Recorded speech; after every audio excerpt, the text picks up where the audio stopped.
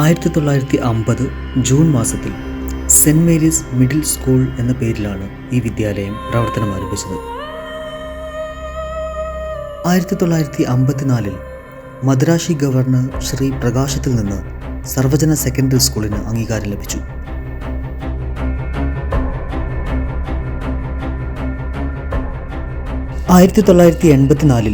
വിദ്യാലയത്തിൽ vocational higher secondary education ആരംഭിച്ചു.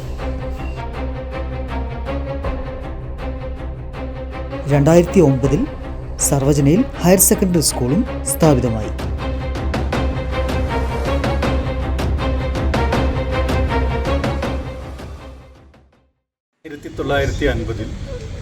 കുറേ മനുഷ്യ സ്ത്രീകളുടെയും ദീർഘവീക്ഷണമുള്ള ആളുകളുടെയും ശ്രമഫലമായി സ്ഥാപിക്കപ്പെട്ട ഗവൺമെൻറ് സർവജന ഹയർ സെക്കൻഡറി സ്കൂൾ ഇന്നതിൻ്റെ എല്ലാ ബാലാരിഷ്ടതകളും പിന്നിട്ട് സംസ്ഥാനത്ത് തന്നെ ഏറ്റവും മികച്ച ഒരു വിദ്യാലയമായി മാറിയിരിക്കുകയാണ്. അക്കാദമികേതര മേഖലകളിൽ അടിസ്ഥാന സൗകര്യത്തിൻ്റെ കാര്യത്തിലും ഏറ്റവും മികച്ച ഒരു സ്ഥാപനമാണ് ഇന്ന് ഗവൺമെൻറ് സർവജന വൊക്കേഷണൽ ഹയർ സെക്കൻഡറി സ്കൂൾ.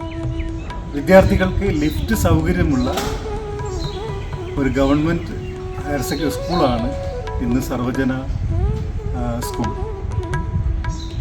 അക്കാദമിക മേഖലയിൽ ഗവൺമെൻറ് സ്കൂളിൽ ഹയർ സെക്കൻഡറി റിസൾട്ടിൽ 1ാം സ്ഥാനം നേടാൻ 2025 സർവജനയ്ക്ക് സാധിച്ചു. ഈ വർഷവും നമ്മളത് പ്രതീക്ഷിക്കുകയാണ്. കായിക മേളകളിൽ മികച്ച സ്ഥാനമാണ് നമുക്കുള്ളത്. ഇന്ത്യൻ വുമൺ ക്രിക്കറ്റർ മിന്നുമണി സ്ഥാപനത്തിലെ പൂർവ്വ വിദ്യാർത്ഥിയാണ്. ഇബ്രാഹിം ചീനിക്ക ഈ സ്ഥാപനത്തിലെ പൂർവ്വ വിദ്യാർത്ഥിയാണ്. ഇപ്പോൾ +1 കൊമേഴ്സിൽ പഠിക്കുന്ന നിനു മരിയ ദേശീയ ബാഡ്മിൻ്റൺ താരമാണ്. കൂടാതെ സംസ്ഥാന കലോത്സവത്തിൽ ഏറ്റവും കളർഫുൾ ഇനമായ ഗ്രൂപ്പ് ഡാൻസിലും മൈമിലും മികച്ച പ്രകടനത്തോടെ ഗ്രേഡ് നേടി എല്ലാവരുടെയും ശ്രദ്ധ പിടിച്ചു പറ്റാൻ സർവജനയ്ക്ക് സാധിച്ചിട്ടുണ്ട്. വളരെ മനോഹരമായ സ്ഥാപനത്തിൽ കണ്ണിന് ഇമ്പം നൽകുന്ന ഒരു ഫ്ലവർ വാൾ, അതുപോലെ വെജിറ്റബിൾ ഗാർഡൻ, ഒരു ഫ്രൂട്ട് ഗാർഡൻ്റെ സൃഷ്ടിയിലാണ് നമ്മൾ.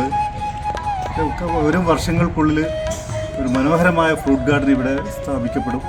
സുൽത്താൻ ബത്തേരി നഗരസഭയുടെ സ്റ്റുഡൻസ് കൗൺസിൽ പ്രൊജക്റ്റിൽ ഉൾപ്പെടുത്തി ഓപ്പൺ ജിംനേഷ്യം കൂടി സ്ഥാപിക്കാനുള്ള ശ്രമത്തിലാണ് സ്കൂൾ അധികൃതർ.